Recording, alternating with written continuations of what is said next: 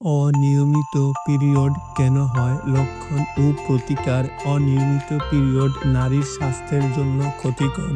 Period ঋতুচক্র যখন ১ মাস হওয়ার আগেই হয়, প্রতি মাসে হয় না বা ২ মাস পর পর হয়, তখন তাকে অনিয়মিত পিরিয়ড বলে।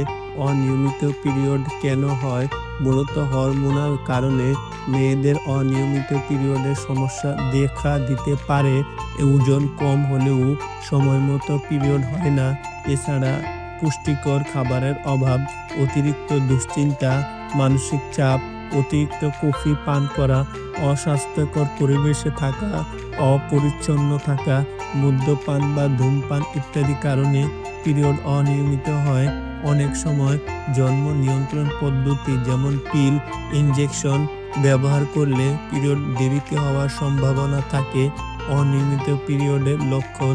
অনিয়মিত পিরিয়ডের লক্ষণ হচ্ছে ২১ দিনের আগে বা ৩৫ দিনের পর ঋতুস্রাব হয়।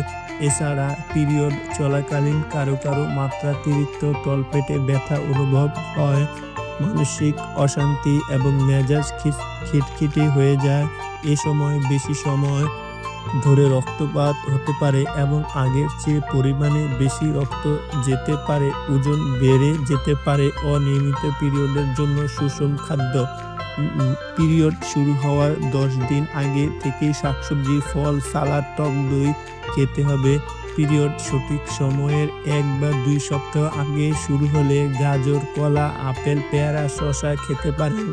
এতে এই সমস্যা দূর হবে। অবশ্যই অল্প অল্প করে খেতে হবে।